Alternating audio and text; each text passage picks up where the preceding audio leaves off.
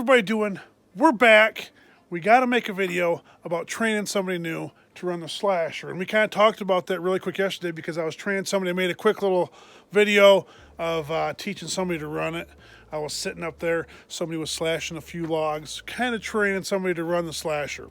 And it's not all it's cracked up to be. Everybody wants to run something, but they don't necessarily know how difficult it is.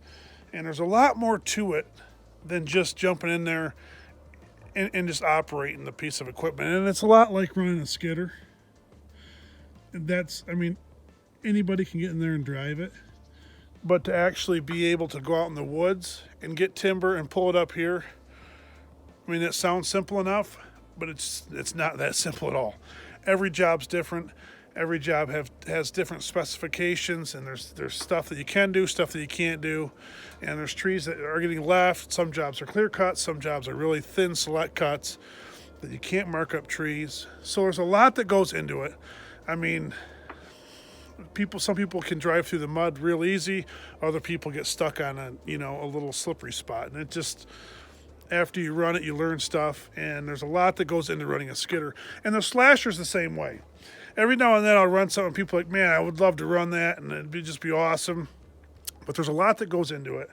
And I didn't end up slashing the logs today. We're going to do it in the morning. The chainsaw's dull. I don't really care about sharpening it tonight, and it's out of gas. So we're going to do it in the morning. We're not going to have chipmans here in the morning. So therefore, I have a little bit of time where we can do this and get it done, because it's getting later in the day. And like I said, everybody else ran home, which is awesome. So we're back. What's it like to run I even show everybody how to operate the slasher, and it's not that difficult, but yet it's there's a lot of tricks to it too. I make it sound like it's that stiff. After you run something for a while and you get used to running it, it's pretty simple to run. But for someone to jump in it, I forgot to grab my GoPro up here and shut the windows. And it's going to be cold in the morning, so you want to turn the heat on. So, you're up here in the slasher. You got bundles of wood coming up here. And here's the tricky part. There's multiple tricky parts. There's some sorting you have to do. We don't do a whole heavy sorting. There's a lot of other crews that do a lot more sorting than we do, but that's just how this works. And the saw is a big deal. And I was talking to the guy yesterday that's running it, and I said, I think it's easier to start running the chipper than it is to run the slasher, to run loader controls. The problem that we have developed is self-induced. When we got the new chipper, it's different controls than this. And that chipper was the same controls as this, and now we've kind of switched stuff around to where that's the same as the other chipper, which worked out great the other day because Cody went and chipped over there in the afternoon, and it was just like running this one. So the tricky part is this runs different than that. But when you run a chipper, you just grab trees. Once you hit the feed wheels, they're usually going. And it's not that difficult. And you can kind of just feed stuff through. There's no saw out there that you're afraid to get your grapple into or anything like that. So what happens is you learn how to run that, then jump into this is usually a little easier, which is what happened to me. I ran that for a while. Jumping a slasher is the same exact controls, just a little slower, not quite as much power. And you kind of, after you run it for a while, you figure it out and you can jump back and forth. But now that we switched the foot controls, taking the foot controls out of the slasher, or the chipper, and you still have it in the slasher. The reason why we did that is because you're going back and forth so many times that your feet go numb, your toes go numb, and then you get out and you got to stand up for a few minutes to get your balance because you can't walk. So it's just easier with that chipper, the way it's set up. And then you jump in something like this, and it's like, man, you realize how nice it is not to have a foot pedal in that. So when you teach someone how to run this, there's a nice little battery box there. You sit down and kind of just go through it with them, and then different controls. The one tricky part is the grapple and your live heel are always really close to your saw. And the newer cradles all have your protective plate on it so that you're less likely to get into that saw. This doesn't have it. And therefore, you have a lot of people that get the grapple on the saw. I've done it. I think just about everybody I worked with has done it. It's just one of those things that you hate that happens, but it happens. And the more you sit in here, the better off you get, and the less times it happens. And you can kind of, just like running this today, I got it halfway decent with it today, cutting just because it was, get used to it again after running the chipper or something. I ran that yesterday a little bit, and then ran this, and fun. So what happens is you're training people to run it, and then they get in the saw, which just happens. That's the tricky part. But the hardest part is sorting out, your timber. And I actually talked with Dale, Stump Jumper. Check him out on YouTube, Stump Jumper. And about how this stuff being able to run this is not all it's cracked up to be when it comes to slashing. Being able to sort this is where you gotta excel. You gotta know what's going on, because if you start swapping these two piles here, you can really start losing money. And if you do it right, and a real good operator can do it right, and I'm not even that great when it comes to sorting out perfect timber, I'll be honest. But somebody who can, and I've seen them on YouTube, and they're out there, that can really do a really good job of sorting timber out. That's where you make your money. And if you have somebody sitting up there that can't do it and you're not here to watch them, you can, if you get these piles screwed up, you can really start losing money quick and you don't even know it. So that's the hardest, probably the hardest part, is training somebody to know how to sort your sizes and your grade and your veneer and all your other different whatever specs you're running. So again, a lot of you out there watching this are a lot smarter than I am when it comes to that. I'm not good at all, but I can get by. So that's the hardest part. Being able to run this machine, that's great. But if you can have the best operator that can run this machine, but if he can't sort your sizes and specs and everything out properly, he ain't worth a plug nickel. So that's the tricky part. So training somebody to run it, training somebody that knows, I mean, just knowing your species is important. And if you have somebody that doesn't know their tree species, you got bundles of trees coming up like that. And if you don't know what each one of them are, you're going to have everything messed up. And somebody's not going to be happy and they're going to be calling me. So first you got to have your species, and then you got to know your different sizes and your specs and your lengths and all that jazz. And then have somebody that can run this good. So a lot of people, we have Gary that's been running our other one, and he that's what's really nice about Gary, is he knows all this stuff. So I didn't have to train him at all. So it was really nice. So we got Josh running it, and he's learning. And so I let him run it a couple hours yesterday and helped him, and he got into the saw, which, let me tell you what, it happens to everybody. So he touched the saw, but here's the tricky part. We put a bunch of teeth on it today. Not all of them. We put a bunch on there to get me through the day.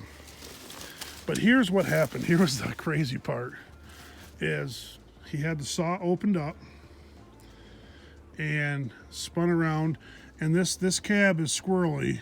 She'll drift on you, whatever direction, if you're not careful.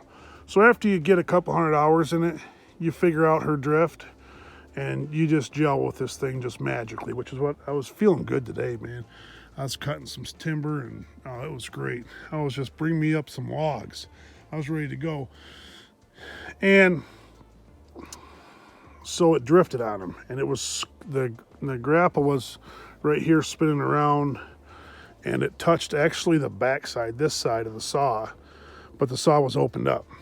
So we got through the rest of the day, and it wasn't no big deal. And then today we put some teeth in it. But Cody called me this morning and said, what'd you do to my window?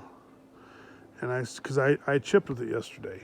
And I said, I didn't do nothing to your window. I said, your window was fine when I chipped with it yesterday.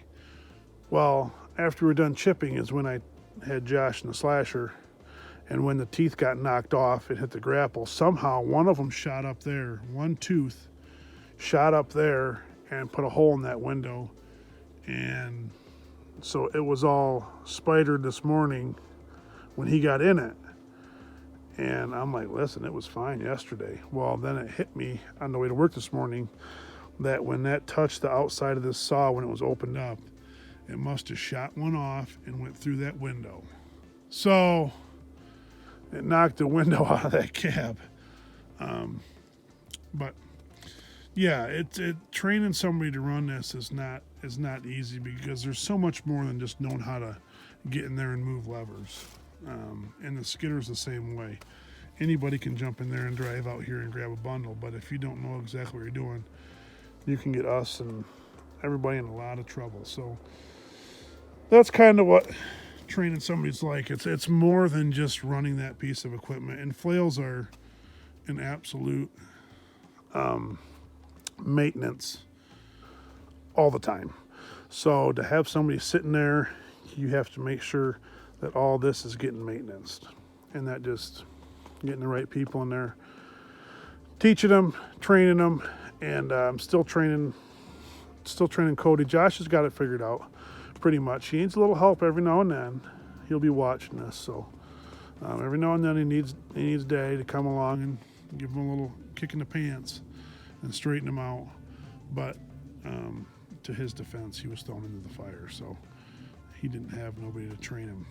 So just training people to run the stuff, to maintenance the stuff, to learn how to do chain is not something that you can learn overnight. To do knives is not something you can learn to do overnight. And it's just a long time training people to run stuff. You invest a lot of time and money into training people how to run stuff. It's just how it goes. But a good worker is worth investing in. So that's what we got.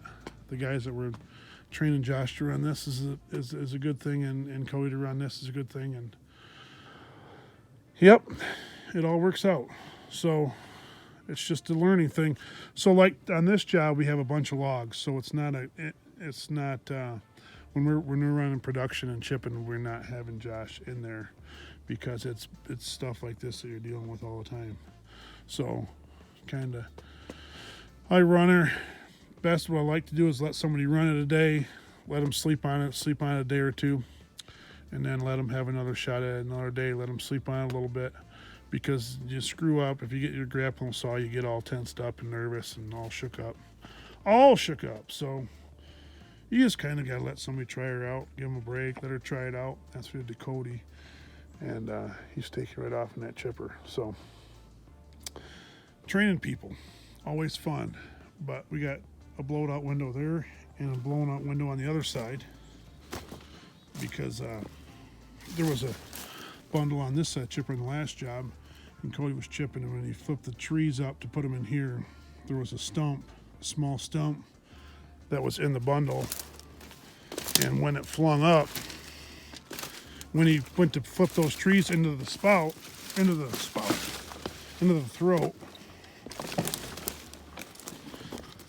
it knocked out that window, hit him right in the head. So there's a bunch of glass up there.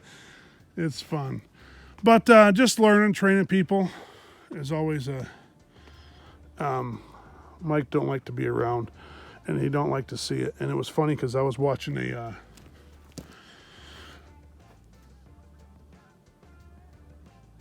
hear geese all over. I was watching a Swamp Loggers episode, and Bobby Goodson don't like to be around either because it's not enjoyable to watch somebody learn. But as far as the business owner, because it's your equipment, but it's something that has to get done. Fun. But we're ready to go. Tomorrow will be a little slower day, and we need to do some work to this thing. She needs a little bit, take care of her a little bit. A few things to this, a few things to the slasher, a couple things to the skidder, and that's what we'll do tomorrow. And we'll see about slashing some logs somewhere else. Our spout's blown apart. Can't see it, can you? We got to put a new spout on there, which they just replaced the other one, the other chipper, because that was blown out too. So, always working on stuff. I don't know if I can move this. I might move this back there tomorrow, slash back there. Kind of hard to slash right here and get rid of your tops without chipping. So, anyways, blown out windows, knocked off teeth. We're learning, we're training, and just another day at the office. It actually, he caught it right. Yeah, it would have been this side right here. That's Josh's marks. I think that might be my mark, and the grapple's got another mark on her, and one of these are my marks. But there's dings all over this thing where the poor thing has hit the grapple or hit the saw. I'm sorry. It comes in contact way more times than you would like. So that's what happens. Just the newer ones, the newer cradles are a lot better, a lot safer, and they're a lot more touchy than this thing and this thing. You jump in that other crew with the new chipper, the new slasher, you're rocking and rolling, and you can, it's finger, I mean, it's like running stuff with your pinkies and thumbs. It's super easy and smooth, and these things here, you got to hold on and ram and cram because that's the way these hydraulics are run. And fun. We'll catch you guys later. Thanks for watching. We got a slasher video today. Should be pretty decent. I'll be interested to go home and see the video. Should be really good. So we'll catch everybody later. Just keep rolling. I mean, even if you have a pile of cats laying around.